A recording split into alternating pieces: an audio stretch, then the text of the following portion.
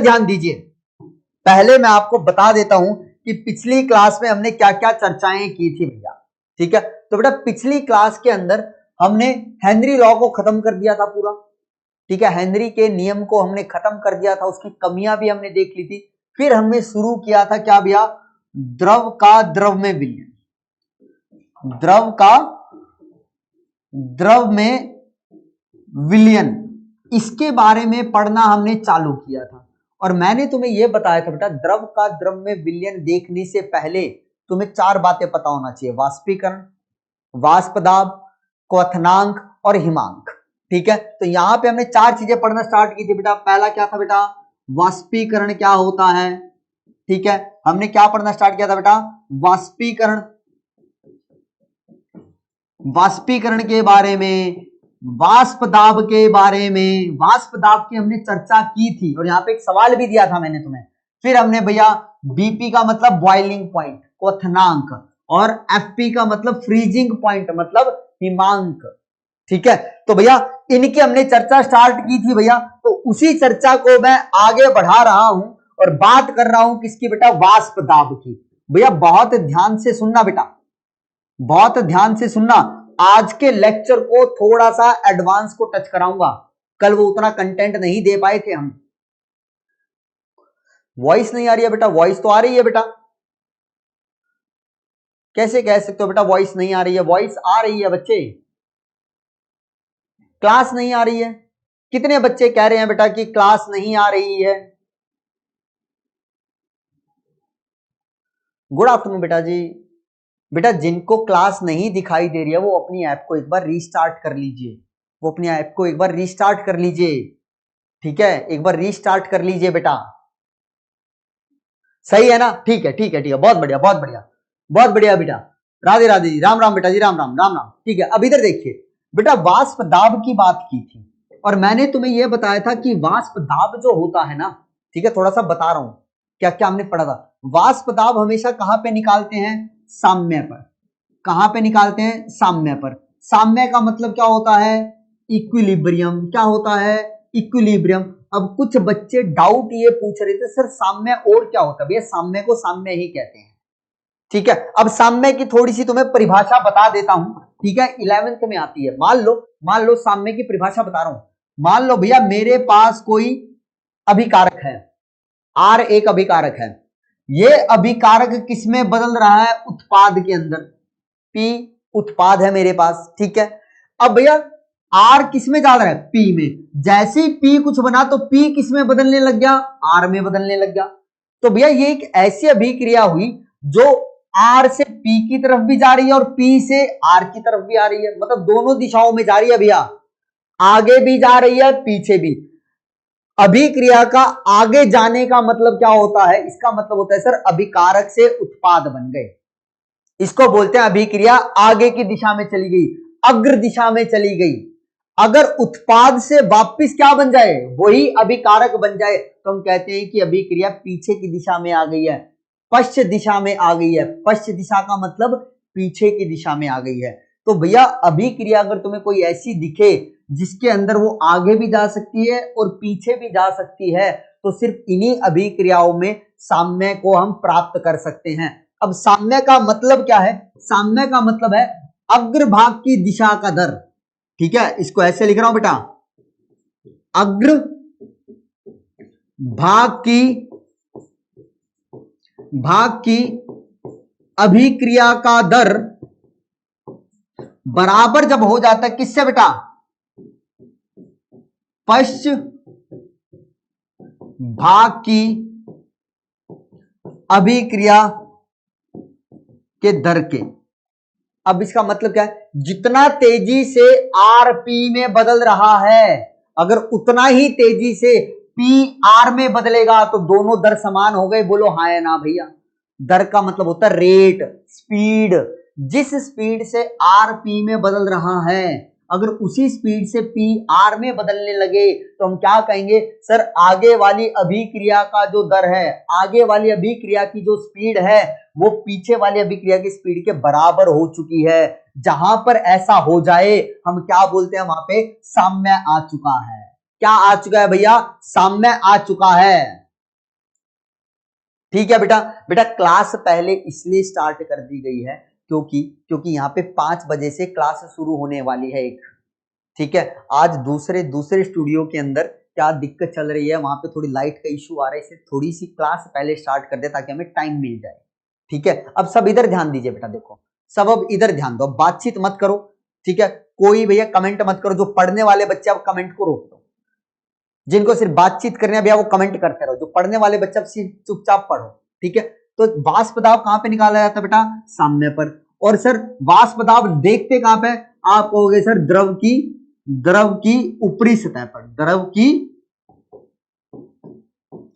ऊपरी सतह पर वाष्प जो दाब लगाएंगे उसी को क्या बोलेंगे, वाष्प दाब बोलेंगे। क्या बोलेंगे भैया, वाष्प दाब। तो यहां पे बेटा मैंने कारकों की बात की थी। ठीक है, ताप का प्रभाव देख लिया था वाष्प दाब पे, ताप बढ़ेगा वाष्प दाब बढ़ेगा।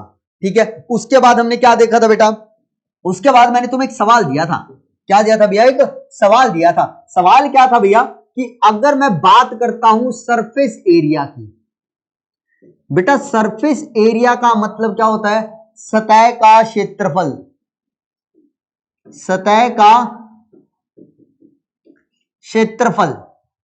ठीक है, इसको बोलते हैं सरफेस एरिया। एक कह रहे क्वेश्चन करो, क्वेश्चन कराओ, कह रहे हो बेटा करो। ठीक है, ठीक है, अब इधर ध्यान दीजिए, क्या बोल रहे हैं सर, आवाज गूंज रही है।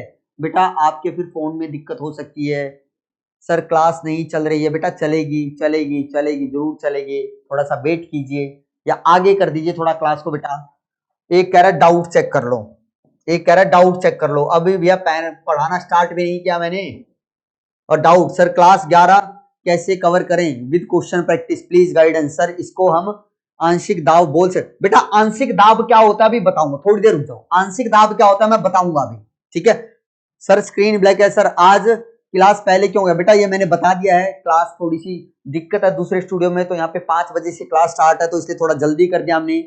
सर थोड़ा और न्यूमेरिकल कराओ, डीपीपी में क्वेश्चन नहीं बन रहे हैं। बेटा बनेंगे, अभी रुक तो जाओ, अभी रुक तो जाओ। डीपीपी 3 के अभी कुछ कॉन्सेप्ट्स रहते हैं, जो तुम्हें डीपीपी 3 मिली है ना भैया, उसमें कुछ कॉन्सेप्ट्स रहते हैं जो तुम्हें करवाने हैं अभी, तब तुम्हारे डीपीपी 3 के बनेंगे। अभी रुको, आंशिक दाब को बेटा मैं आज करूंगा, आज अगर टाइम रहा तो आज उसको मैं डिफाइन करूंगा, वो करना है हमें। ठीक है, तुम्हें दिखा भी देता हूं भैया, तुम्हें दिखा भी देता हूं। कभी कहोगे सर आप बोलते हो, ये देखो आंशिक दाब की ये डेफिनेशन, ये समझाऊंगा आज तुम्हें, समझाऊंगा आज ये। ठीक है, चलो अब मेरी बात सुनो भैया, अब मेरी बात सुनो, देखो चुपचाप रहना भैया। मैंने कल तुम्हें ये कहा था, मैंने तुम्हें कल ये कहा था कि मान लो एक पात्र है, इस पात्र के अंदर एक ए लिक्विड है, एक ए द्रव है, ये उस द्रव की ऊपर वाली सतह के क्या है बेटा, अणु है। मैंने एक पात्र और लिया, बस फर्क क्या है सर कि सर इस पात्र का क्षेत्रफल अधिक है, इस पात्र का क्षेत्रफल, सतह का क्षेत्रफल अधिक है, तो इसके ऊपर मतलब यहां पे भी ए द्रव लिया था सर आपने। बस है क्या सर, यहां पे अगर मेरे पास ऊपर वाली सतह पर अणुओं की संख्या कितनी है बेटा, 3 4 5 6 7 है, तो यहाँ 7 से ज्यादा है। यहां पे भी बेटा मैंने इस ए लिक्विड को कितना तापमान दिया सर, टी ताप दिया। यहां पर भी सर ये ए लिक्विड ही है, इसको भी कितना तापमान दे रहा हूं सर, टी तापमान दे रहा हूं सर। तो सर देखने से हमें ये साफ साफ पता चल रहा है, देखने से मुझे ये साफ साफ पता चल रहा है कि सर टी तापमान पर यहाँ पे सिर्फ 7 वाष्प बनेंगे, बोलो है ना, क्योंकि ऊपर वाली सतह पर सिर्फ कितने वाष्प है भैया, और कितने अणु है, ए के 7 है, कितने है भैया 7। यहां 7 से ज्यादा वाष्प बनेंगे, तो देखने से क्या लग रहा है सर कि यहां पे वाष्पों की संख्या कम है, यहां पे वाष्पों की संख्या कम है सर, यहां पे ज्यादा है, तो यहां पे वाष्प दाब अधिक होना चाहिए, यहां पे वाष्प दाब कम होना चाहिए। तो ये पहला पात्र मान लिया, ये दूसरा पात्र मान लिया। तो भैया होना तो क्या चाहिए था सर, जो पात्र एक है, जो पात्र एक है इसका वाष्प दाब, वीपी का मतलब वेपर प्रेशर, वाष्प दाब को हम क्या लिख रहे हैं बेटा, वाष्प दाब को याद रखो बेटा, वाष्प दाब जो होता है उसको अंग्रेजी में बुलाया जाता है वेपर प्रेशर। क्या बुलाया जाता है बेटा, वेपर प्रेशर, इसको भैया शॉर्ट फॉर्म में बोलते हैं वीपी। तो पात्र एक का वाष्प दाब कम होना चाहिए था, पात्र दो का वाष्प दाब क्या होना चाहिए था भैया, ज्यादा होना चाहिए था सर, ज्यादा होना चाहिए था सर, ऐसा हम सोच रहे हैं, ऐसा हम सोच रहे हैं कि ऐसा होना चाहिए था, क्योंकि यहां ज्यादा वाष्प बन रहे हैं सर, यहां कम। ऐसा तुमने क्या किया भैया? सर ऐसा हमने सोचा, ऐसा हमने सोचा या ऐसा हमें लग रहा है, लेकिन जो सच्चाई है भैया वो इससे कोसों दूर है। सच्चाई इससे बहुत अलग है। सच्चाई क्या है सर? सच्चाई ये है सर कि पात्र एक का जो वाष्प दाब है उतना ही वाष्प दाब कहां पे है? पात्र दो के अंदर है। उतना ही वाष्प दाब कहां है बेटा? पात्र दो के अंदर है। सर जितना वाष्प दाब यहां पे उतना वाष्प दाब यहां पे। कह रहे सर ये कैसे हो गया? ये कैसे हो गया? और कल मैंने तुम्हें ये बताया भी था कि भैया ये सोच के आना कि भैया ये कैसे कहानी होगी। ठीक है, ठीक है, ये सोच के आना ये कैसे कहानी होगी। और मैंने एक चीज भी लिखी थी, आज इसका तुम्हें रीजन दूंगा। मैंने ये भी लिखा था कि जो वाष्प दाब है ना, वाष्प दाब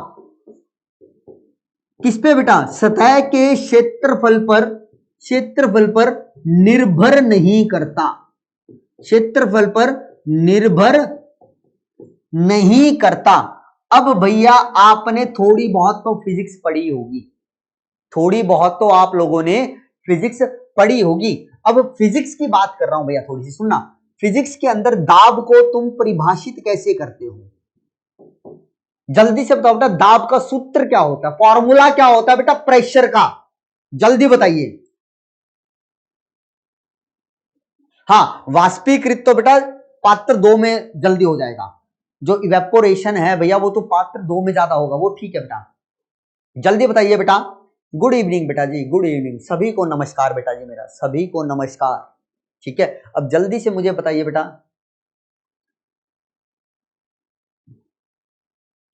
एफ बाई ए, एकदम सही बेटा, बहुत सही बेटा। दाब का सूत्र क्या होता है बेटा? एफ बाई ए होता है। एफ क्या है सर? यहाँ पे बल है, यहाँ पे क्या है बेटा? ये बल है। ए क्या है सर? क्षेत्रफल है सर। क्या है बेटा? ये क्षेत्रफल है। या फिर तुम इसे कैसे परिभाषित करते हो भैया?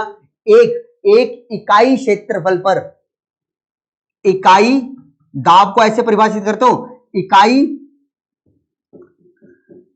क्षेत्रफल पर, फल पर, फल पर लगने वाला, लगने वाला क्या बेटा? लंबवत, लगने वाला लंबवत बल, बल क्या कहलाता है बेटा? दाब कहलाता है। एक इकाई क्षेत्रफल के ऊपर लंबवत जो बल लगेगा वो क्या कहलाएगा बेटा? दाब लगेगा। अब इसको ऐसे समझ लो, इकाई क्षेत्रफल का मतलब होता है भैया, इकाई क्षेत्रफल को तुम ये समझ सकते हो, देखो इकाई क्षेत्रफल जो होता है ना, इकाई क्षेत्रफल को हम अंग्रेजी में क्या बोलते हैं? हम इसको बोलते हैं यूनिट एरिया। क्या बोलते हैं? Unit area. मतलब या तो भैया अब तुम्हारा क्षेत्रफल 1 मीटर स्क्वायर है, या फिर क्या है बेटा? या फिर क्या मान लो तुम 1 सेंटीमीटर स्क्वायर मान रहे हो। इसको बोलते हैं इकाई क्षेत्रफल। क्या बोलते हैं बेटा? इसको इकाई क्षेत्रफल। अब समझना जरा इस बात को। मान लो भैया ये एक क्षेत्रफल है, ये जो हाथ है मेरा, इसका क्षेत्रफल कितना? या तो 1 मीटर स्क्वायर मान लो या 1 सेंटीमीटर स्क्वायर, तुम्हारी मर्जी है भैया। अब मैंने क्या कहा भैया? अब मान लो इसके ऊपर क्या लग रहा है? एक वाष्प आया और वाष्प ने क्या लगाया? इसके ऊपर कुछ बल लगाया भैया। इस इकाई क्षेत्रफल के ऊपर क्या लगाया? कुछ बल लगाया। ऐसे लग लो भैया भागता हुआ आया और इसके ऊपर टकरा गया, भागता हुआ आया और इसके ऊपर टकरा गया। टकराने की वजह से इस पे कुछ बल लगेगा इस इकाई क्षेत्रफल के ऊपर। उसी बल को हम क्या बोल रहे हैं? यहाँ पे दाब बोल रहे हैं। क्या बोल रहे हैं बेटा? दाब बोल रहे हैं। अब भैया मैं तुम्हें यह बताने वाला हूं कि सतह के क्षेत्रफल पर दाब क्यों नहीं, हमारा क्षेत्र के सतह पर हमारा दाब क्यों नहीं निर्भर करता है। अब इसको एक उदाहरण से समझना, इसको भैया अब एक उदाहरण से समझना। ठीक है, अब समझा रहा हूं, ये चीज समझने वाली है। मैं फिर बोल रहा हूं, इसको नोट्स में लिखने की जरूरत नहीं है, समझ लो। समझ में आ गया तो तुम्हारे दिमाग में बैठ जाएंगी चीजें। सिर्फ समझना है तुम्हें, फिर बोल रहा हूं, सिर्फ समझना है बेटा। तो देखो भैया, मान लो मैंने एक पात्र लिया, इस पात्र के अंदर भैया मैंने मान लिया एक ए लिक्विड लिया, और ऊपर मेरे पास क्या है भैया? यहाँ पे 3 2 5 5 अणु हैं। ठीक है, फिर मान लो मैंने क्या लिया बेटा? एक और पात्र लिया, उसके अंदर भी ए लिक्विड लिया, उसके अंदर भी भैया जो ए के अणु है सतह के ऊपर वो लिख लिए। कितने हैं? 1 2 3 4 5 6 और 7 बेटा। ये है पहला पात्र, ये है दूसरा पात्र, इसको ऊपर से ढक दिया, इसको ऊपर से ढक दिया, इसको T तापमान दिया, इसको T तापमान दिया। अब हुआ क्या? अब हुआ ये सर, हुआ ये हमारे पास कि यहां से जैसे ही T तापमान दिया तो ऊपर ये 5 अणु थे ना जो, ये किस में बदल गए? वाष्प में। तो मैंने मान लिया T तापमान पे मेरे पास यहाँ पे क्या बने? 5 वाष्प बने, 5 वेपर बने। यहाँ पे T तापमान पे कितने बनेंगे बेटा? आप कहोगे सर 7 वाष्प बने। क्या बने भैया? 7 वाष्प। अब तुम कहोगे सर 5 वाष्प का कुल दाब और 7 वाष्प का जो कुल दाब होगा वो अलग अलग आएगा। ये ज्यादा है लोग तो ज्यादा दाब लगाएंगे, ये कम है तो ये कम दाब लगाएंगे, लेकिन ऐसा नहीं है, ऐसा नहीं है भैया। इसको ऐसे समझो भैया, आप देखो थोड़ा सा मैथ्स लगा रहा हूं, अब थोड़ा मैथ लगा रहा हूं तो मैथ को समझने की कोशिश करना, ठीक है। इसको ऐसे समझो भैया, ये एक पात्र था, इसको मैंने 5 हिस्सों में बांट दिया। ये 5 अणुओं का मतलब क्या? 5 हिस्से बांट दिए, ठीक है। ये 5 अणुओं का मतलब क्या? 5 हिस्से बांट दिए। अब यहां से जो अणु निकला होगा, मैंने मान लिया वो अणु यहीं पे दाब लगा रहा है अपना, ये वाला अणु जो यहां से ऊपर गया होगा वो यहीं पे दाब लगा रहा है, ये वाला जो यहां से गया वो इधर, और इधर वाला इधर, और इधर वाला इधर। समझ पा रहे हो भैया? बोलो हाँ है ना। अब मैंने ये मान लिया कि हर एक वाष्प, जो एक वाष्प है भैया यहाँ पे, एक वाष्प कर क्या रहा है भैया यहाँ पे? 1/5 दाब लगा रहा है। ऐसा क्यों सर? सर 5 हिस्सों में बांटा था तो एक वाष्प कितना दाब लगाएगा? 1/5। तो यहाँ पे कितने वाष्प हैं बेटा? 5 हैं बेटा। मैंने मान लिया यहाँ पे जो एक वाष्प है कितना दाब लगा रहा है? 1/5। अब कहोगे सर ये 1/5 ही क्यों माना? तो भैया बचपन में करते थे ना तुम कि भैया एक चीज है उसके मैंने 4 हिस्से किए और इसको मैंने रंग दिया, तो इसका मतलब क्या हुआ? ये 1/4 हो गया कि सर 4 में से एक हिस्सा रंग दिया। अगर मान लो इसके 2 हिस्से रंगता तो क्या बोलता? इसको 2/4 बोल देता। तो यही तो कहानी कर रहा हूं भैया कि भैया इन 5 अणुओं को मानो कि ऊपर 5 हिस्से किए गए हैं ऐसे, ये पहला हिस्सा, दूसरा, तीसरा और ये चौथा, ठीक है। ये 5 हिस्से हुए। इस पहले हिस्से में जो दाब लगा रहा है एक वाष्प, वो कितना लगा रहा है? 1/5। दूसरे हिस्से में भी जो दाब लगेगा वो कितना लगेगा बेटा? उसी के लिए 1/5 ही तो लगेगा। समझ रहे हो ना भैया? भैया मैंने ये कहा एक चॉकलेट है, सुनना बात को, एक चॉकलेट है, 2 बच्चों को देनी है, मैंने आधी आधी कर दी। तो क्या कहोगे भैया? एक बच्चे से पूछा तुझे कितनी चॉकलेट मिली, तो कहेगा वो मुझे आधी मिली है, मतलब 1/2। दूसरे से पूछोगे तो वो भी क्या कहेगा? कहेगा भैया मुझे भी आधी मिली है, 1/2। अब मान लो इसके 3 बराबर बराबर हिस्से करो, तो इसका मतलब क्या है? 1/3, 1/3, 1/3। तो एक बच्चे को दिया हिस्सा तो उसको कितना मिला? 1/3। दूसरे बच्चे को भी मैंने हिस्सा दिया तो कितना मिला? 1/3।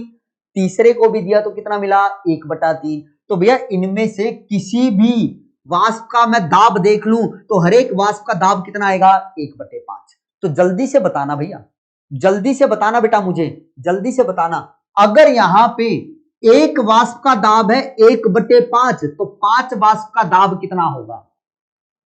जल्दी बताओ बेटा, जल्दी बताइए बेटा।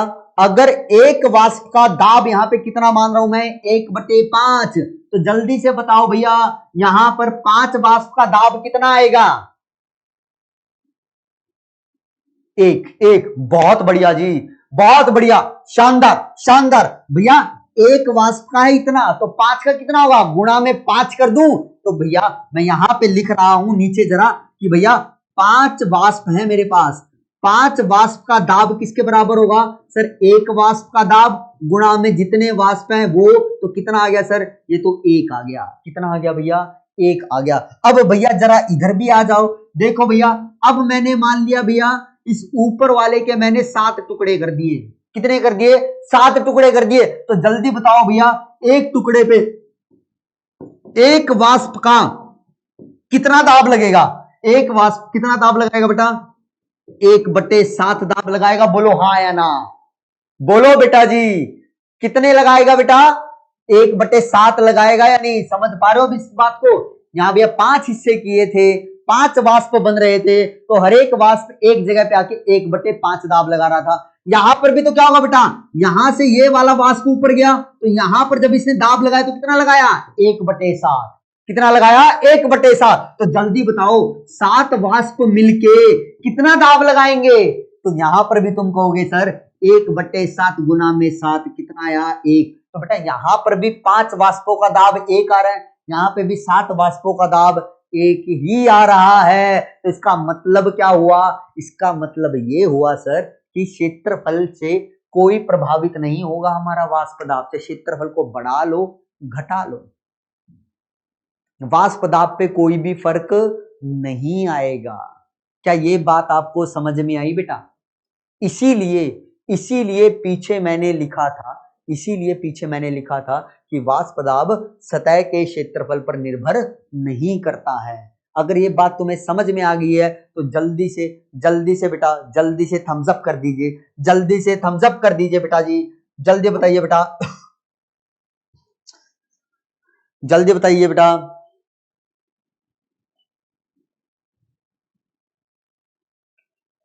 प्रेनोड क्या होता है भैया? प्रेनोड कहां लिखा भैया मैंने?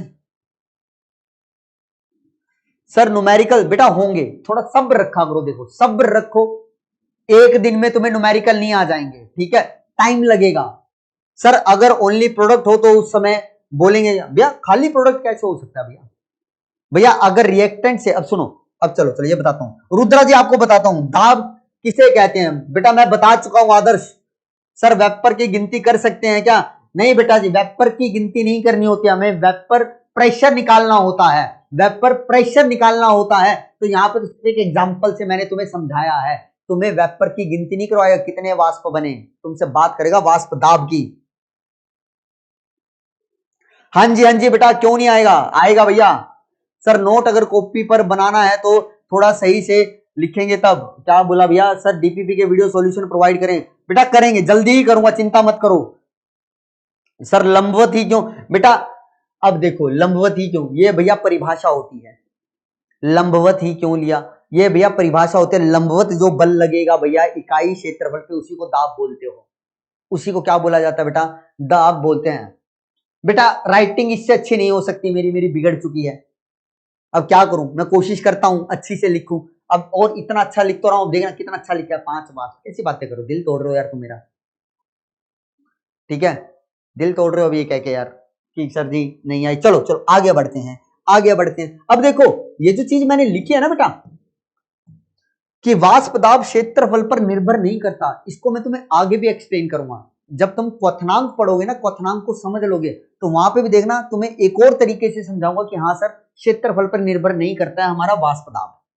आगे भी एक तरीके से समझाऊंगा, लेकिन ये पहला तरीका जो तुम अभी समझ सकते हो। दूसरा तरीका क्वथनांक पढ़ने के बाद, जब क्वथनांक पूरा पढ़ा दूंगा, जब अच्छे से पूरा क्वथनांक हम कर लेंगे तब की बात है। चलो सर, चलो बढ़िया है सर। चलो भैया अब मैं क्या करता हूं भैया, देखो तुमने वाष्पीकरण देख लिया, तुमने भैया क्या देख लिया? वाष्प दाब देख लिया है, ठीक है। अब मैं आता हूं किसके ऊपर भैया? क्वथनांक के ऊपर। अब आता हूं क्वथनांक के ऊपर। क्वथनांक को तुम क्या बोलते हो? बॉइलिंग पॉइंट बोलते हो। क्या बोलते हो बेटा? बॉइलिंग पॉइंट बोलते हैं सर। और इसको आगे से मैं हमेशा छोटी फॉर्म में बीपी लिखूंगा। क्या लिखूंगा भैया? बीपी लिखूंगा। क्वथनांक को परिभाषित कैसे करते हैं सर? इसको हम ऐसे परिभाषित करते हैं कि वह ताप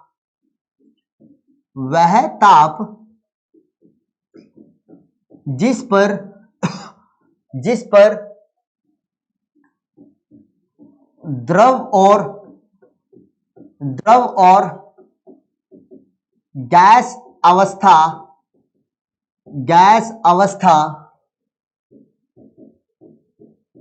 साम्य पर आ जाए तो उस ताप को क्या बोलते हो भैया? एक ऐसा तापमान जिस तापमान पर, सुना जरा बात को, जिस तापमान पर द्रव और गैस अवस्था के बीच में क्या आ जाए? साम्य आ जाए, उस तापमान को हम क्या बोलते हैं? क्वथनांक बोलते हैं। क्या बोलते हैं? क्वथनांक बोलते हैं। मान लिया हमने द्रव अवस्था ली, इसको मैंने गर्म करना चालू किया। क्या करना चालू किया? गर्म करना चालू किया। तो जैसे ही मैंने इसको गर्म किया तो यहाँ पे किसमें बदलेगा? गैस में बदलेगा। तो भैया अग्रभाग की जो क्या है मेरे पास? अभिक्रिया है, इसको तुम क्या बुला रहे हो? आप कहोगे सर इसको हम प्यार से बुलाते हैं वाष्पीकरण। क्या बुलाते हैं सर? वाष्पीकरण, मतलब इवेपोरेशन बुलाते हैं। अगर जिस पात्र में ये कहानी चल रही है सर, अगर उस पात्र को मैंने ढका हुआ है तो भैया ये वाष्प बन रहा है ना, मतलब गैस। वाष्प क्या होता है? गैसीय अवस्था ही तो होती है, तो ये गैस बाहर नहीं जा पाएगी। तो ये क्या करने लगेगी थोड़े टाइम में सर, गैस किस में जाने लगेगी, द्रव में जाने लगेगी। तो ये क्या होने लगा सर, ये आप कहोगे सर ये होने लगा संघनन। क्या होने लगा, संघनन। तो भैया जिस तापमान पर ये कहानी शुरू हो गई, सुनना, जिस तापमान पर ये कहानी शुरू हो गई उस तापमान को हम क्या बोलते हैं बेटा, उस द्रव का क्वथनांक बोलते हैं। क्या बोलते हैं, उस द्रव का क्वथनांक बोलते हैं। ये इसकी पहली परिभाषा है। दूसरी परिभाषा क्या होती है क्वथनांक की, वो बताने जा रहा हूं भैया। ये थी पहली, अब इसकी दूसरी परिभाषा की बात कर रहा हूं कि द्रव का वह तापमान, द्रव का वह तापमान जिस पर द्रव का वाष्प दाब, जिस पर द्रव का वाष्प दाब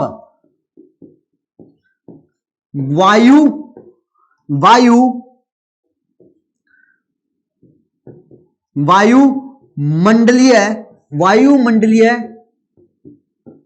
दाब के बराबर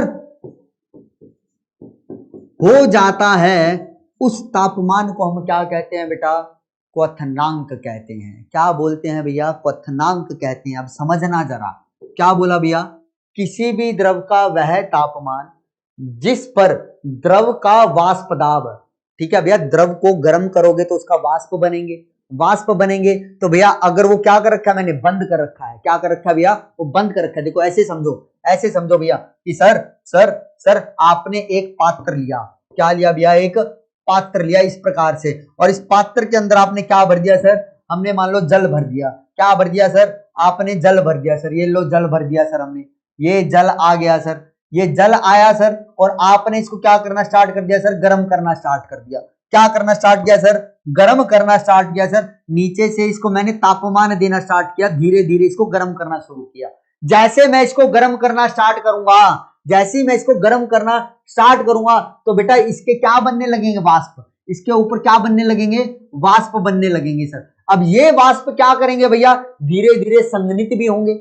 इसका द्रव का वाष्पीकरण चलेगा और वाष्प का संघनन चलेगा। तो एक समय ऐसा जरूर आएगा कि भैया वाष्पीकरण और संघनन का दर क्या हो जाएगा, बराबर, और उस अवस्था को क्या बोलोगे, साम्य बोलोगे। क्या बोलोगे, साम्य। और उस अवस्था पे ये वाष्प जो इस द्रव की सतह पर दाब लगाएंगे, उसी दाब को तुम क्या बोल रहे हो, वाष्प दाब बोल रहे हो। क्या बोल रहे हो, वाष्प दाब बोल रहे हो। इतनी बात पता है भैया। अब मैं धीरे धीरे तापमान बढ़ाता जा रहा हूं।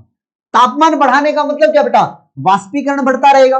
वाष्पीकरण बढ़ता रहेगा तो मतलब क्या, वाष्पों की संख्या बढ़ेगी। वाष्पों की संख्या बढ़ेगी तो इसका मतलब सर यहां पे भैया जो वाष्प मेरे निकल रहे हैं वो अधिक ऊर्जा वाले निकलेंगे।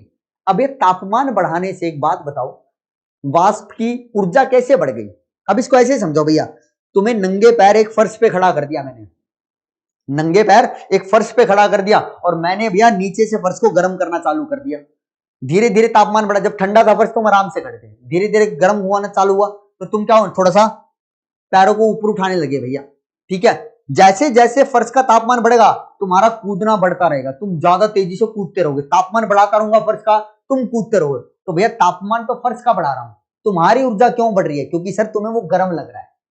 अब वो जो गर्म लग रहा है ना तुम्हें, तो उसकी वजह से तुम्हारी ऊर्जा बढ़ गई। तुम अब एक जने रहो, तुम इधर उधर भागोगे। तापमान बढ़ाते रहो, तुम इधर उधर भागना चालू कर दोगे। तो सेम कहानी वाष्प के साथ होती है। जैसे जैसे यहां से तापमान बढ़ेगा तो जो यहाँ पे वाष्प निकल रहे हैं ना, उनकी ऊर्जा बहुत अधिक होगी। अब ऊर्जा अधिक होने का मतलब क्या, मान लो मैं एक वाष्प हूं, सुनना बात को, मैं एक वाष्प हूं। अब भैया मैं क्या करता हूं, दाब लगाना है मुझे। मान लो ये जो दीवार है भैया मेरे बगल में, या लगा लो ये जो बोर्ड है ना, एक दीवार है, ये लगा लो, या क्या बेटा एक सतह है किसकी भैया, द्रव की। मैं एक वाष्प हूं, मैं भैया भागता हुआ गया और इस सतह के ऊपर टकराया। जितना जोर से टकराऊंगा भैया इस सतह पे उतना ज्यादा दबाव लगाऊंगा। तो भैया किस पे निर्भर कर रही है कि दबाव कितना होगा, कि भैया मेरी ऊर्जा कितनी है। मैं आराम से जाके टकराता हूं तो कम दबाव, मेरी ऊर्जा अगर अधिक है तो ज्यादा तेजी से जाऊंगा और सर पटक दूंगा। जितना तेजी से सर पटकूंगा इसके ऊपर, दाब उतना अधिक तो होगा। तो भैया सर पटकने का मतलब क्या है कि भैया ये जो वाष्प इसके ऊपर टकराएंगे, वो कितना तेजी से टकरा रहे हैं वही तो वाष्प दाब कहलाएगा। बोलो हाँ या ना भैया, ठीक है। और वो कितना तेजी से टकराएंगे वो कौन बता रहा है? ये तापमान। तापमान बढ़ाते रहो सर, इनकी गतिज ऊर्जा बढ़ जाएगी। क्या हो जाएगी? गतिज ऊर्जा, मतलब इनकी गति करने की ऊर्जा बढ़ेगी, काइनेटिक एनर्जी जिसे बोलते हो। काइनेटिक एनर्जी बढ़ेगी तो सर भागते हुए जाएंगे और सिर पटकेंगे। जितना तेजी से भागते हुए जाएंगे और सिर पटकेंगे भैया, वाष्प दाब उतना अधिक होगा। तो इसलिए क्या बोलते हैं? तापमान बढ़ने पे वाष्प दाब बढ़ता है। तापमान बढ़ने पे वाष्प दाब बढ़ता है। तो भैया मैंने तुम्हें बोला था, ये मैंने जल लिया है। क्या लिया है? जल लिया है। अब तुम्हें पता है बाहर का जो बाह्य दाब होता है बेटा, बाह्य दाब कितना मानते हो तुम? तुम कहोगे सर 1 एटीएम मानते हैं। बाह्य दाब कितना मानते हो बेटा तुम? 1 एटीएम मानते हैं। तो भैया जैसे तापमान बढ़ाऊंगा बढ़ाऊंगा बढ़ाऊंगा बढ़ाऊंगा बढ़ाऊंगा तो भैया एक टाइम पे जल का तापमान कितना हो जाएगा? 100 डिग्री सेल्सियस। और जैसे ही 100 डिग्री सेल्सियस हुआ, सुनना बात को, ठीक है, सुनना बात को बेटा, सब चैट रोक दो। तुम ऐसे नहीं मानोगे भैया, रुको रुको, तुम्हारा इलाज मैं करता हूं भैया, तुम्हारा इलाज मैं करता हूं। ऐसा नहीं मानोगे भैया, तुम ऐसा नहीं मानोगे। लो थोड़ी देर चैट रोक दिया भैया, अब सिर्फ समझो मैं कह रहा हूं, ये फालतू की बातें नहीं, अभी सिर्फ समझो। समझो, जल है। अब मैंने क्या किया भैया, तापमान बढ़ाता गया तो टेम्परेचर कितना हो गया? 100 डिग्री। कितना हो गया? 100 डिग्री। अब भैया जैसे ही 100 डिग्री सेल्सियस तापमान पहुंचा जल का, तो इस तापमान पे एक बहुत अच्छी सी बात हुई। क्या बात हुई सर? कि सर यहाँ पे जो वाष्प बने थे ना अंदर, यहाँ पे जो वाष्प बने थे, उन वाष्प का जो वाष्प दाब आया, जो वाष्प दाब आया वो किसके बराबर आ गया? 1 एटीएम के बराबर आ गया। कौन से तापमान पर हुआ ये सर? 100 डिग्री सेल्सियस पर हुआ सर। किस पे हुआ सर? 100 डिग्री सेल्सियस पर हुआ सर। तो हम क्या बोलेंगे कि जल का क्वथनांक क्या हुआ सर? 100 डिग्री सेल्सियस हुआ। क्यों हुआ सर? क्योंकि आप ही ने तो बताया सर, क्वथनांक क्या होता है? द्रव का वह तापमान जिस ताप पर द्रव का वाष्प दाब किसके बराबर हो जाए बेटा? वायुमंडलीय दाब के बराबर। तो सर यहाँ पे बाहर का दाब, मतलब बाह्य दाब का मतलब क्या हुआ? वायुमंडलीय दाब। क्या हुआ बेटा? वायुमंडलीय दाब। वो कितना हुआ? 1 एटीएम। अब भैया T100 डिग्री सेल्सियस पे यहां पर वाष्प दाब भी कितना हो गया भैया मेरे पास? 1 एटीएम। तो भैया वाष्प दाब भी 1 एटीएम है और बाहर का दाब भी 1 एटीएम है। तो इस तापमान को मैं क्या बोलूंगा बेटा? इस तापमान को मैं जल का क्या बोल दूंगा बेटा? बॉइलिंग पॉइंट बोल दूंगा। क्या बोल दूंगा बेटा? बॉइलिंग पॉइंट बोल दूंगा। क्या बात सबको समझ में आई भैया? तो दो परिभाषाएं होगी हैं, दो परिभाषाएं होगी। और देखो सीधी सी बात है, फिर बोल रहा हूं, अगर वाष्प दाब की बात कर रहा हूं तो इसका मतलब क्या है भैया? इसका मतलब है सर यहाँ पे साम्य आएगा ही आएगा, क्योंकि साम्य पर ही वाष्प दाब को परिभाषित किया जाता है। तुम्हारे दिमाग में ये पता नहीं कहां से बैठा होता है कि सर जैसे ही क्वथनांक आएगा तो सारा द्रव भाप में बदल जाएगा। ऐसा नहीं होता भैया, सारा द्रव भाप में नहीं बदलता है उसके क्वथनांक के ऊपर, ऐसा नहीं होता है। ठीक है, ठीक है, क्या ये बात सबको पल्ले पड़ गई? अब जल्दी से मुझे बताओ, जो बात मैंने तुम्हें बताई है भैया, क्या ये बात आप लोगों को समझ में आ गई है? बोलो जल्दी से बताइए बेटा, जो बात मैंने आपको बताई है क्या ये बात आपको समझ में? अगर समझ में आ गई है तो जल्दी से भैया थम्स अप कर दीजिए। जल्दी से मुझे थम्स अप कर दिए, फिर मैं आगे बढ़ता हूं। जल्दी कीजिए बेटा, जल्दी कीजिए, जल्दी कीजिए बेटा, जल्दी बताइए मुझे, फिर आगे बढ़ा जाता है भैया। फिर हम आगे चलेंगे और आगे हम पढ़ेंगे क्या? शुद्ध द्रव का अवस्था आरेख। नहीं बेटा, कल कोशिश रहेगी कि जितने बजे क्लास होती है उतने बजे ही हो, जितने बजे क्लास होती है उतने बजे ही हो। ठीक है, ठीक है, ठीक है, बहुत बढ़िया जी, बहुत बढ़िया, शानदार शानदार जानदार भैया। ठीक है, शानदार भैया, जानदार। चैट रुक गई है का? बहुत बढ़िया जी, बहुत बढ़िया, शानदार। चलो जी, चलो चलो, अब आ जाओ भैया यहाँ पे। अब ये जो चीज करवाने वाला हूं भैया, इसके ऊपर जेई मेंस में भी क्वेश्चन आया है, एडवांस में भी क्वेश्चन पूछा है। जेई मेंस में भी क्वेश्चन आया है, एडवांस में भी क्वेश्चन पूछा है। और बड़ा भैया ऐसा लल्लू पंजू सा सवाल था ना, मतलब तुम कर डालो, जिसको ये आरेख आता है ना वो कर डालेगा भैया, वो कर डालेगा भैया। ठीक है, तो भैया जरा ध्यान से समझना, जरा ध्यान से समझना इस आरेख को। ठीक है, अब आरेख किस किस के बीच में है बेटा? ये आरेख भैया देखो क्या है? शुद्ध द्रव का अवस्था आरेख। ठीक है, इसको अंग्रेजी में क्या बुलाते हैं सर? अंग्रेजी बताओ जरा, हम अंग्रेजी भी सीखेंगे। इसको बोलते हैं phase diagram, phase diagram of pure substance, phase diagram of pure substance. ठीक है, तो भैया ये तुम्हारे लिए बड़ा इंपॉर्टेंट है, ये तुम्हारे लिए बड़ा इंपॉर्टेंट है। समझना, समझ में आ गया तो आंख बंद करके तुम इसे बना लोगे भैया। मैं फिर बोल रहा हूं भैया, ये ज्यादातर टीचर करवाते ही नहीं है। क्यों? करवाने के लिए क्या करें, समझाना जरूरी है, और वे समझाने के लिए लगती है ताकत। समझाने भी एक कला होती है, वो किसी किसी के पास होती है। तो भैया ये समझ रहा, मैं ये नहीं कह रहा भैया मेरे पास ही है, बहुत सारे टीचर के पास है, लेकिन ज्यादातर टीचर इसको छोड़ देते हैं, ज्यादातर टीचर इसको छुड़वा देते हैं। लेकिन यहाँ से क्वेश्चन आया हुआ है भैया, देखना मैं तुम्हें यहाँ पे क्वेश्चन बताऊंगा भी क्या, फिर तो तुम चुटकियों में कर दोगे भैया, चुटकियों में कर दोगे। लेकिन जितना बता रहा हूं भैया उतना तुम्हें पता होना चाहिए, उतना तुम्हें पता होना चाहिए। देखो अवस्था आरेख होता क्या है, जब भी हम एक आरेख बनाते हैं किसके बीच में, दाब और ताप के बीच में बनाते हैं। ठीक है, जब भी हम एक ग्राफ बनाते हैं दाब और ताप के बीच में, ठीक है, तो उसको हम क्या बोलते हैं भैया, अवस्था आरेख बोलते हैं। किसका? शुद्ध द्रव का, शुद्ध द्रव का। ठीक है, इसके अंदर मैंने दो तुम्हें बना के दिया बेटा, ये पहला ग्राफ है, ये दूसरा ग्राफ है। अब याद रखना पहला ग्राफ सिर्फ और सिर्फ किसके लिए लगा हुआ भैया, ये है भैया किसके लिए, सिर्फ शुद्ध जल के लिए, ये प्योर वाटर के लिए है। और इधर वाला भैया वाटर को छोड़ के जो भी द्रव आ रहा है ना तुम्हारे पास, जो भी द्रव आ रहा है भैया, ठीक है, यहां पे लिखता हूं, यहां पे क्या लिखता हूं, एनी द्रव, कोई भी द्रव, जल को छोड़ के कोई भी द्रव इस वाली को फॉलो करेगा। और जल का शुद्ध अवस्था आरेख तुमसे पूछे तो इस तरीके का होगा। ठीक है, अब समझिएगा, अब समझिएगा भैया, अब समझिएगा। ठीक है, मैं भैया फिर से चैट बंद कर दो वरना मैं यहां से बंद कर दूंगा। अरे ये भैया ये, अरे बेटा पढ़ लो, सोनाली दीदी को भी पढ़ने दो, सोनाली दीदी को भी पढ़ने दो, आप भी पढ़ लो।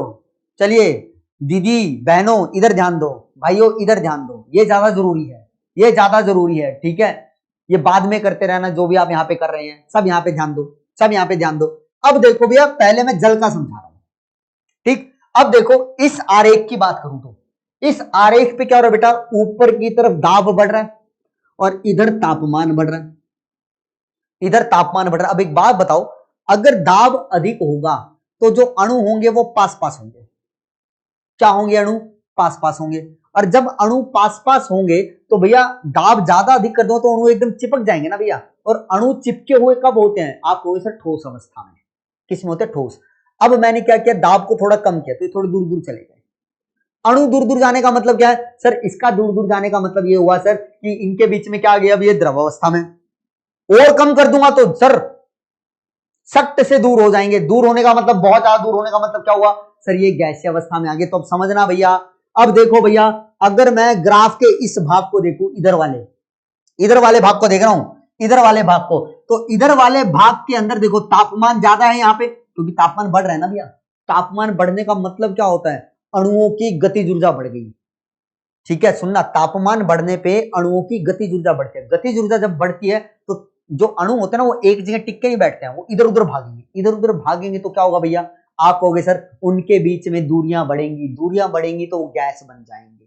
क्या बन जाएंगे, गैस बन जाएंगे। तो इस तरफ जो है ना भैया वो क्या है, मेरे पास गैस है। इधर जो है भैया ये वाला हिस्सा गैस का है। क्यों सर, तापमान अधिक है और दाब यहाँ पे कम है, दाब यहाँ पे कम है। अब इस बीच वाले हिस्से में आऊं, इस बीच वाले हिस्से में क्या हुआ सर, देखो बीच वाले हिस्से की बात करूं तो तापमान यहाँ पे कम हो गया, इस तरफ तापमान ज्यादा था, इधर तापमान कम है।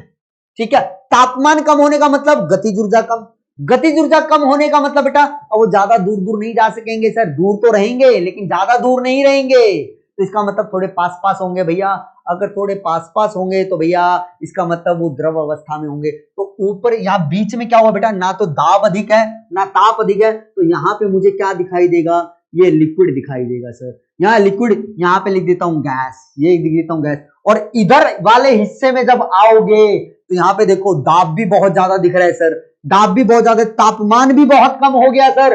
यहाँ दाब अधिक है तो ये क्या है भैया, सॉलिड अवस्था है, ये सॉलिड है। तो भैया तुम्हें याद क्या रखना है, कुछ ना रहे ना तो सिर्फ इतना याद रखो कि सर हमें इस ग्राफ के अंदर कहां से शुरू करना है, दाएं से शुरू करना है। दाएं से पहले गैस लिखना है, बीच में लिक्विड लिखना है और इधर सॉलिड लिखना है, बस खत्म। इतना तो याद कर सकते हो ना भैया मेरे, इतना तो याद कर सकते हो ना। अब आगे चलो, आगे चलो सर, अब आगे की बात बताओ। अब सुनना भैया कहानी। कहानी क्या है, इस रेखा को देख रहे हो, ये पीली पीली रेखा है जो, इस लाइन को देख रहे हो, इस लाइन के ऊपर क्या होता है भैया, इस लाइन के ऊपर इस द्रव अवस्था और ठोस अवस्था के बीच में साम्य होता है। इसका मतलब इस लाइन के ऊपर तुम्हें क्या मिलेगा, ठोस भी मिलेगा और लिक्विड भी मिलेगा। क्या मिलेगा, ठोस भी मिलेगा और लिक्विड। इसका मतलब ठोस किसमें परिवर्तित हो रहा होगा, लिक्विड में। लिक्विड किसमें परिवर्तित हो रहा होगा सर, ठोस के अंदर। अब जल्दी से बताओ भैया, ठोस का लिक्विड में बदलना क्या कहलाता है, गलनांक कहलाता है। क्या कहलाता है, गलनांक कहलाता है। और सर जो हमारा क्या है, लिक्विड है, उसका ठोस में बदलना क्या कहलाता है, आपको उसे ठोसीकरण कहलाता है, या बोलूं सॉलिडिफिकेशन कहलाता है। और सर जो द्रव होता है वो ठोसीकृत किस तापमान पे होता है, आपको सर उसके हिमांक पे, उसके हिमांक पे। तो भैया ये जो पीली लाइन है ना, अब इसको हम दो नाम से बुलाते हैं, या तो इसको बुलाएंगे सर एमपी, या इसको बुलाएंगे एफपी। अब सर ये एमपी क्या है, सर एमपी का हमारा मतलब है मेल्टिंग पॉइंट। क्या है बेटा, मेल्टिंग पॉइंट। और मेल्टिंग पॉइंट को हिंदी में क्या बुलाया जाता है, गलनांक। क्या बुलाया जाता है बेटा, गलनांक।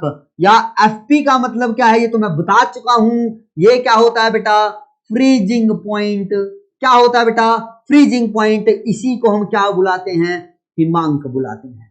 क्या बुलाते हैं, हिमांक बुलाते हैं। तो भैया इस लाइन के ऊपर तुम्हें क्या दिखेंगे, सॉलिड और लिक्विड साम्य में दिखेंगे, इसीलिए इस लाइन का नाम क्या है, तो एमपी या एफपी। ये समझ में है, एमपी और एफपी का मतलब, ठीक है। और भैया इस सफेद लाइन पे आओगे तो इस सफेद लाइन के अंदर क्या हो रहा है सर, यहां पे सर आपको साम्य में क्या मिलेंगे, आप कहोगे सर यहां पे मुझे साम्य में मिलेंगे लिक्विड और गैस।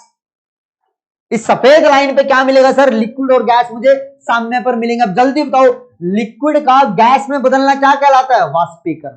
क्या कहलाता है, वाष्पीकरण। और गैस का लिक्विड में बदलना क्या कहलाता है, संघनन। क्या कहलाता है, संघनन। तो भैया इस लाइन के ऊपर जो तापमान, इस लाइन को हम क्या बुलाते हैं, बीपी बुलाते हैं। बीपी का मतलब आप अच्छे से जानते हैं, क्या भैया, बॉइलिंग पॉइंट। भैया सीधी सीधी सी बात है ना, मतलब क्वथनांक। क्वथनांक के अंदर ही मैंने क्या बोला था, याद करो, अब एक डेफिनेशन दी थी मैंने। सर आपने हमें यह बताया था कि जो क्वथनांक होता है ना, क्वथनांक क्या होता है, यह वह ताप है जिस पर द्रव और गैस अवस्था साम्य पर आ जाए। तो जल्दी से बताओ भैया मेरे बच्चे, यहाँ पे गैस और द्रव क्या है, साम्य अवस्था पे आ गए ना इस लाइन पे। तो इस लाइन को हम क्या बोलते हैं, क्वथनांक रेखा बोल देते हैं। क्या बोल देते हैं, क्वथनांक रेखा बोल देते हैं। अब तुमसे कोई पूछे कि सर हिमांक रेखा क्या है या गलनांक रेखा क्या है, तो तुम क्या बोलो कि एक ऐसा ताप जिस ताप पर क्या हो बेटा, द्रव और ठोस किसमें आ जाए, साम्य पर आ जाए, उसको क्या बोलते हैं, या तो गलनांक बोलते हैं या फिर उसकी हिमांक रेखा बोलते हैं। तो जल्दी से बताओ भैया, ये जो मैंने तुम्हें बात बताई, क्या ये बात आप लोगों को पल्ले पड़ गई, जल्दी से कमेंट में बता दो। अगर समझ में आ गई है तो भैया आग लगा दो, अगर समझ में आ गई है तो भैया आग लगा दो, आग आग आग लगा दो। जल्दी से बताओ, जल्दी से बताइए बेटा, ये जो मैंने अभी बताया क्या ये बात समझ में आ गई है तुम्हें, बोलो जी, बोलो बोलो बोलो, जल्दी बोलो, जल्दी बोलिए। Yes yes yes yes, repeat repeat repeat. अच्छा यस नो, बहुत बढ़िया, ज्यादातर के समझ में आ गई है, ज्यादातर बच्चों के समझ में आ गई है, बहुत बढ़िया बहुत बढ़िया बहुत बढ़िया बहुत बढ़िया, शानदार शानदार। अब एक बात और सुनना बेटा, अब ये भी तो एक सफेद लाइन दिख रही है, इस सफेद लाइन के अंदर भैया क्या मिलेगा तुम्हें, साम्य मिलेगा किसके बीच में, ठोस और गैस के बीच में। इस लाइन का ज्यादा महत्व नहीं है। अब देखो, ठोस का गैस में बदलना क्या कहलाता है, ऊर्ध्वापातन बोलते हैं ना, ऊर्ध्वापातन, सब्लिमेशन जिसे बोलते हो। तो इस प्रक्रिया को हम ज्यादा नहीं पढ़ते हैं, हमें ज्यादातर इन दो प्रक्रियाओं को पढ़ना होता है। ये नीचे वाली लाइन क्या है बेटा, इस लाइन के ऊपर कौन कौन साम्य में होगा, ठोस और गैस, इसलिए इसकी ज्यादा बात नहीं करते हैं, हमारे पास ऐसी प्रक्रियाएं बहुत कम है, तो इसकी इसलिए बात नहीं की। ठीक है बेटा, ठीक है ना जी, ठीक है ना बेटा। चलो अब एक बात सुनना, अब एक बात सुनना, बीच में यहां पे तुम्हें एक बिंदु दिख रहा भैया, जिसके ऊपर आके ये तीनों रेखाएं आपस में जुड़ गई हैं। जहां पर ये तीनों रेखाएं आके जुड़ गई हैं, इस बिंदु के ऊपर, इस बिंदु का मतलब क्या है, इस बिंदु के ऊपर क्या है भैया, हमारे पास सॉलिड,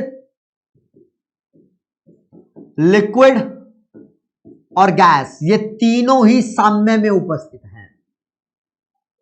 इस बिंदु पे मतलब क्या है, इस बिंदु पे सॉलिड, लिक्विड और गैस ये तीनों ही साम्य पर हैं, और इसीलिए इस बिंदु को हम क्या कहते हैं, इस बिंदु का एक नाम है सर, इस बिंदु का नाम है ट्रिपल पॉइंट। क्या नाम है बेटा, ट्रिपल पॉइंट, या फिर इसी को क्या बुलाया जाता है, त्रिक बिंदु कहते हैं। क्या कहते हैं, त्रिक बिंदु। तो त्रिक बिंदु क्या है, एक ऐसा बिंदु है जहां पे ठोस, द्रव और गैस तीनों ही साम्य में दिखाई देते हैं। समझ पा रहे हो बात को। तो ये जो हमने आरेख पढ़ा, ये किसका पढ़ा भैया, हमने प्योर वाटर का पढ़ा। किसका पढ़ा भैया, प्योर वाटर का पढ़ा। क्या ये बात पल्ले पड़ गई भैया, बोलो जी, क्या ये बात आप लोगों को समझ में आ गई है बेटा जी, बोलो बोलो हाँ या ना, हाँ या ना। यहां पर भी वही सेम कहानी है, बस भैया तुम्हें अब इनकी शक्ल याद रखनी है। ऐसा कुछ दिखे, ये देखो वाई जैसा दिख रहा है ना थोड़ा बहुत, ये सीधी रेखाएं नहीं, थोड़ी सी मुड़ी हुई है भैया, बनाने में ऐसी हो गई है। ये भी सीधी रेखाएं नहीं, मुड़ी हुई है ऐसी थोड़ी सी, ठीक है। ये किसका है भैया, ये भैया जल का था, जल को छोड़ के दूसरे द्रव इस तरीके, यहां पे भी सेम कहानी है।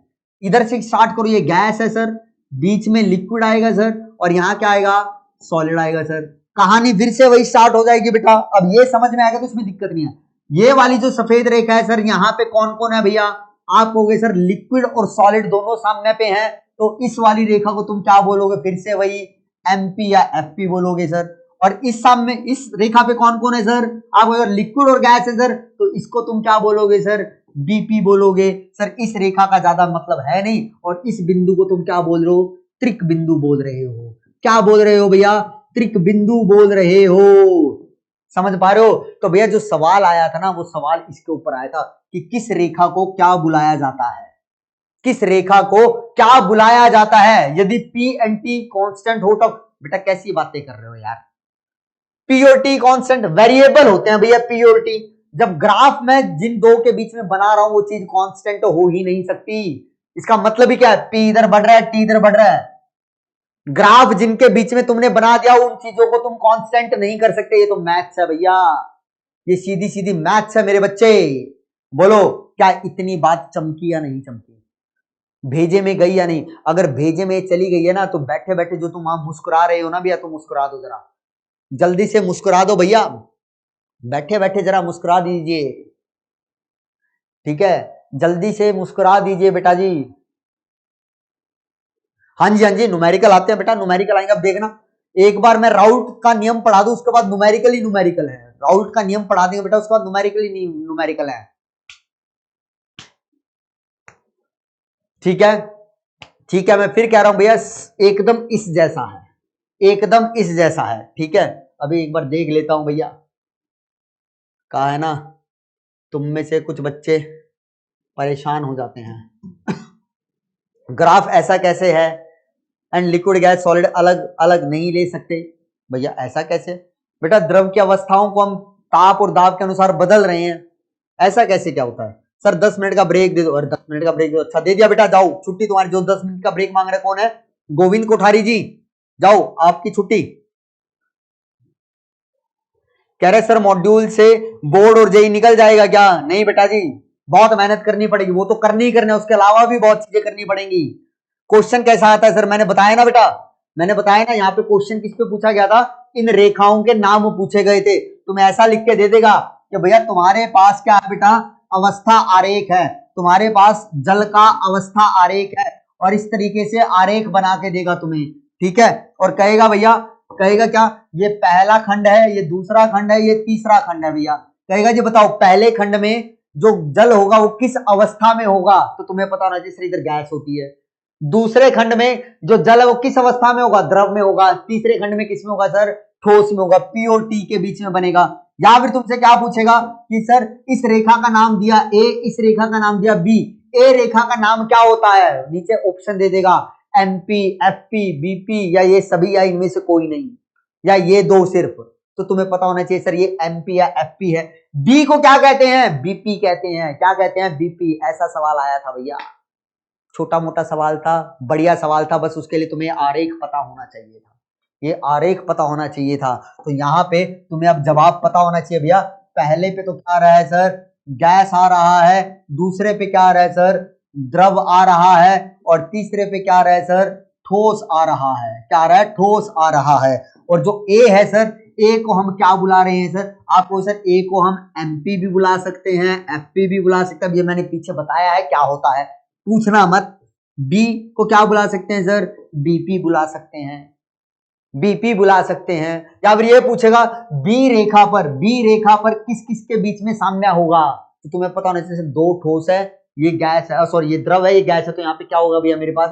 द्रव और गैस के बीच में साम्य होगा।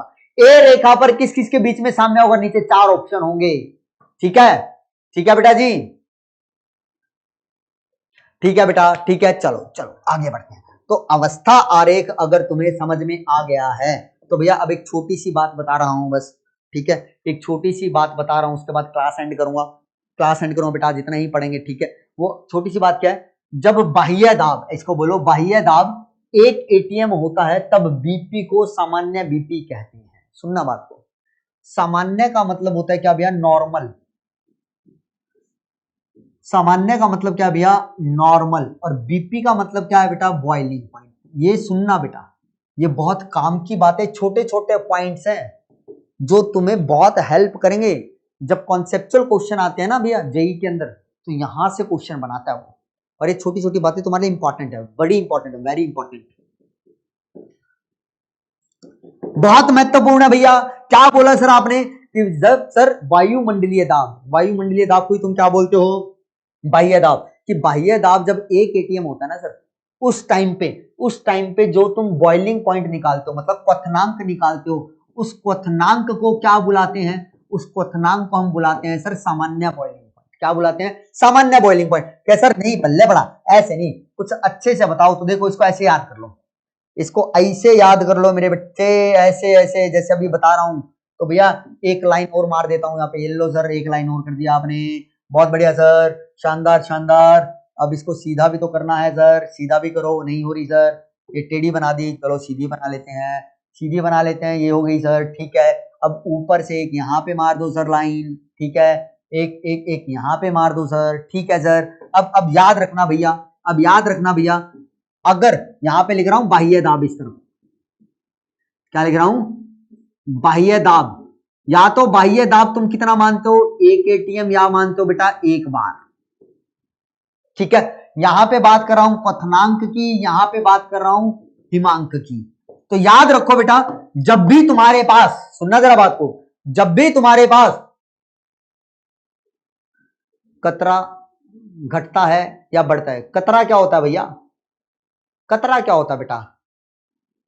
ठीक है, अब इधर ध्यान दीजिए बेटा, एक एटीएम, ठीक है, जब बाह्य दाब मानेंगे तो उस टाइम पे जो बॉइलिंग पॉइंट आएगा उसको तुम क्या बोलोगे? सामान्य बीपी। और जो क्वथनांक और जो हिमांक आएगा उसको भी क्या बोलोगे तुम? सामान्य हिमांक, मतलब फ्रीजिंग पॉइंट। लेकिन अगर तुमने क्या लिया बेटा? बाह्य दाब 1 बार लिया, कितना लिया? 1 बार लिया, तो 1 बार के टाइम पे इसको क्या बोलोगे? मानक, मानक क्वथनांक बोलोगे। और इसको क्या बोलोगे बेटा? मानक हिमांक बोलोगे। भैया ये याद रखो, अगर बाह्य दाब तुम 1 एटीएम ले रहे हो तो उस टाइम पे चाहे तुम क्वथनांक निकालो चाहे हिमांक निकालो, उसको बोला जाता है सामान्य। याद देखो, सामान्य बीपी को अंग्रेजी में तुम क्या बोलते हो? सामान्य का मतलब होता है नॉर्मल। अब इसके बाद मैंने लिखा बीपी, तो इसका मतलब क्या हुआ? नॉर्मल। क्या हुआ बेटा? Normal boiling point. अगर एफपी लिखूंगा तो क्या हो जाएगा? Normal freezing point. और मानक का मतलब क्या होता है अंग्रेजी में? स्टैंडर्ड होता है। क्या होता है भैया? स्टैंडर्ड होता है। तो स्टैंडर्ड का मतलब क्या हुआ कि सर अगर मैंने लिखा स्टैंडर्ड बॉइलिंग, मानक बॉइलिंग पॉइंट, तो उसका मतलब स्टैंडर्ड बॉइलिंग पॉइंट हुआ। क्या हुआ भैया? स्टैंडर्ड बॉइलिंग पॉइंट हुआ। तो आज तक तुम जो ये पढ़ते आ रहे थे ना, आज तक जो तुम ये पढ़ते आ रहे थे ना कि भैया जो जल है ये बड़ा इंपॉर्टेंट है, जल के लिए बता रहा हूं, वेरी वेरी इंपॉर्टेंट। कि तुम ये बोलते थे ना कि जल का जो क्वथनांक होता है, जल का जो क्वथनांक होता है वो कितना होता है सर? 100 डिग्री सेल्सियस होता है। कितना होता है सर? 100 डिग्री सेल्सियस होता है। तो ये जो क्वथनांक है ना मेरे भैया, ये क्वथनांक हमारा क्या होता है भैया? मानक क्वथनांक होता है, मानक बीपी है। मतलब ये क्वथनांक हमने किस पे निकाला है? 1 बार पे निकाला है। जब बाह्य दाब कितना हो?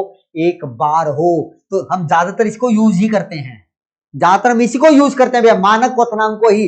लेकिन लेकिन अगर तुमसे कोई पूछ ले कि नहीं भैया, नहीं भैया, क्या करो क्या करो, जो क्वथनांक है H2O का, ठीक है, जो क्वथनांक है H2O का, रुकना भैया कहीं मैं गलत तो नहीं बता रहा हूं, मैं चेक कर लूं, मुझे लग रहा है मैं यहाँ पे शायद कुछ गड़बड़ गड़बड़ ते घोटाला तो नहीं कर रहा। एक मिनट दीजिएगा बस बेटा, मेरे को लग रहा है ये मैं उल्टा ना बोल रहा हूं, एक बार चेक कर लूं प्लीज। गलत बताने से अच्छा है कि हम सही कर लें। हाँ देखा, ये मानक नहीं, ये क्या कहलाएगा, ये मानक नहीं, ये क्या कहलाएगा बेटा, सामान्य सामान्य बॉइलिंग पॉइंट। और ये किस पे निकाला है बेटा हमने, 1 atm पर। ठीक है, अगर मैं क्वथनांक पूछूं और कैसा पूछूं, मानक, तो मानक कितना होता है बेटा 99.6 डिग्री सेल्सियस। तो इसको हम क्या बोलते हैं बेटा, मानक क्वथनांक बोलते हैं। क्या बोलते हैं, मानक क्वथनांक बोलते हैं। और ये किस पे निकाला है हमने, जब बाह्य दाब कितना हो, 1 बार हो। तो भैया अगर तुमसे कोई पूछ लेना कि भैया सामान्य क्वथनांक क्या है जल का, तो उसको जवाब दो 100 डिग्री। लेकिन उसने ये पूछा ना कि भैया मानक क्वथनांक बताओ, तो समझ जाना भैया मानक क्वथनांक किस पे निकाला जाता है, 1 बार पे। और उसका मान कितना होता है, 99.6 डिग्री सेल्सियस। कितना होता है बेटा जल्दी बोलिए, 99.6 डिग्री। तो याद रखना बेटा, जब बाह्य दाब 1 atm होता है, उस टाइम पे चाहे तुम क्वथनांक निकालो चाहे हिमांक निकालो, उसको तुम क्या बोलोगे बेटा, सामान्य बोलोगे, सामान्य क्वथनांक, सामान्य हिमांक बोलोगे। क्या ये बात क्लियर है बेटा? एक बच्चा गया, अब तो जाने दो बेटा, मैंने पकड़ाई कब है, जाओ जिसको जाना है जाओ भैया, जाओ दीदी, जाओ भैया, जाओ जाओ। ठीक है बेटा, स्टैंडर्ड का मतलब मानक, जैसे तुम पढ़ते हो ना STP, स्टैंडर्ड टेम्परेचर प्रेशर, मानक ताप दाब, ये वो मानक है बेटा, वो मानक है ये। क्या ये बात क्लियर हुई बेटा जी? बेटा वो ग्राफ तुमने जो बनाया है ना, जो अब बच्चे ऐसे बोल सर ग्राफ ऐसा क्यों है, बेटा वो ग्राफ ऐसा आया, एक्सपेरिमेंटली हमने बनाया है वो ग्राफ। अब तुम्हें ग्राफ थोड़ा ना बेटा एक्सपेरिमेंट से करके बताया, वो जैसी शेप है उसको एक्सप्लेन कर दिया हमने। अब ये थोड़ा ना ग्राफ ऐसा क्यों है, ठीक है बेटा, तो ये याद रखना बेटा, ठीक है, ये याद रखना, ठीक है, ठीक है। चलो भैया, चलो चलो चलो चलो भैया, भैया अब मैं जरा विराम देता हूं, अब मैं जरा विराम देता हूं, क्योंकि अब यहाँ नेक्स्ट क्लास होनी है। ठीक है, तो मैं इस क्लास को भैया यहाँ पे खत्म करता हूँ। ठीक है, तो जितना मैंने भी पढ़ाया है भैया, उस क्लास उसको अच्छे से पढ़िएगा। ठीक, नेक्स्ट क्लास कोशिश करूंगा बेटा कि हमारा वो जल्दी से ठीक हो जाए, वहां पे जो भी दिक्कतें चल रही हैं दूसरे स्टूडियो में, ताकि हम अच्छे से पढ़ाई कर सकें, क्योंकि अभी भी बहुत सारी चीजें हैं। देखो मैं तुम्हें दिखाता हूँ, देखो आज क्वेश्चन ही करने थे। अब इसके बाद ये 3 क्वेश्चन तुम्हें इतना कुछ सिखाते ना, एक ये था, एक ये भी क्वेश्चन है, और एक ये क्वेश्चन है, मजा आ जाता तुम्हें। राउल्ट का नियम पढ़ने के बाद जैसे ये 3 क्वेश्चन करोगे ना, उसके बाद तो तुम आग लगा दोगे भैया। ठीक है, तो ये मत समझना क्वेश्चन ही कराऊंगा भैया, क्वेश्चन जब आएंगे ना तो सारे करवाऊंगा मैं, सब तरीके करवाऊंगा। बस थोड़ा सब्र रखिए, भरोसा रखिए कि आप लोगों को पूरा कंटेंट दिया जाएगा। ठीक है, जेई तक का भी होगा, एडवांस तक का भी होगा। अब ये ग्राफ आएगा देखना राउट लॉ के अंदर, वो तुम्हें किसी किताब में नहीं मिलेगा। बहुत कम किताबें जिसके ऊपर उस पे क्वेश्चन भी और वो तुम्हें ग्राफ समझाया होगा और उस पे एडवांस में क्वेश्चन आया है। ठीक है, तो वो मैं करवाऊंगा, जरूर करवाऊंगा। तो भैया अगली बार फिर मिलेंगे बेटा, बहुत जल्दी, कल ही मिलते हैं। तब तक के लिए अच्छे से पढ़ाई कीजिए, बकवास बातों से दूर रहिए, अपने लक्ष्य को याद रखिए। लक्ष्य की प्राप्ति के लिए दूसरी सभी चीजों को तुम्हें छोड़ना पड़ेगा। टेक केयर बेटा, लव यू, बाय बाय।